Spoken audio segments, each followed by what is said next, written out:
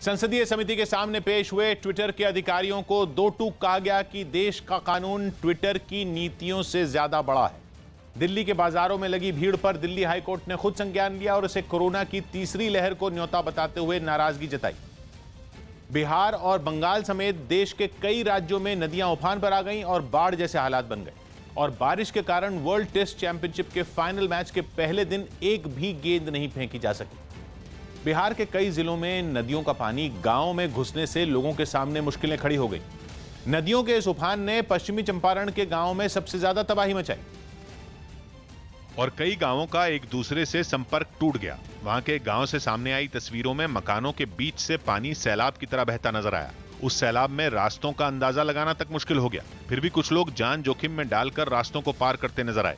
इस गांव में इतना पानी घुसा कि गांव का स्कूल भी आधा डूब गया। कोई भी नहीं देखने वाला है। देखिए जी, सब पानी से व्यस्त वाले। लोगों ने आरोप लगाया कि इन मुश्किल हालात में भी प्रशासन की तरफ से किसी ने उनकी सुध नहीं ली। कोई देखे के बा ना पूछे के बा, ये खैलो नहीं कि ना खैलो नहीं। गांव के कुछ लोग नावों पर सवार होकर वहां से सुरक्षित ठिकानों की तरफ निकल गए, जबकि बाकी लोग गांव में रहकर ही पानी के कम होने और सरकारी मदद पहुंचने का इंतजार करते रहे। इसी तरह का इंतजार बगहा के उन लोगों को भी करना पड़ा जिनके गांवों को जोड़ने वाली सड़क वहां आए सैलाब में बह गई और लोगों का एक दूसरे से संपर्क टूट गया। नदियों के उफान पर आने से जो सैलाब इस गांव में आया, उसने वहां बनी पक्की सड़क के अलावा कई रास्ते भी तोड़ दिए। पूरी जो सड़क है वो कैसे टूट गई है, लगभग 30 फीट के लगभग। इतना ही नहीं, वहां कई किसानों के खेत भी पानी में डूब गए। सब में गन्ने की खेती है, किसी में धान का बिया गिरा हुआ है।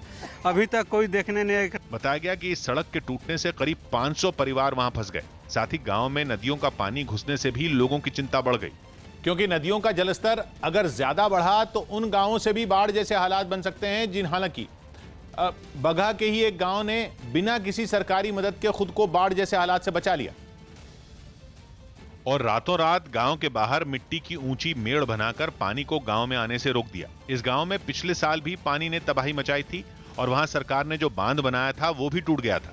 माटी काट करके जो है वो किसी तरह से यहाँ से 100 मीटर का यहाँ पे लगाए हैं लोग। बताया गया कि एक दिन पहले इस गांव में पानी भरना शुरू हो गया था, जिसके बाद गांव वालों ने उसे रोकने के लिए मोर्चा संभाला। रात भर हमने इतनो नहीं की सुतल, रात भर हमने के मने ये सब बानी। हालांकि गांव वालों ने चिंता जताई कि अगर नदियों का जलस्तर ज्यादा बढ़ा तो उनके गांव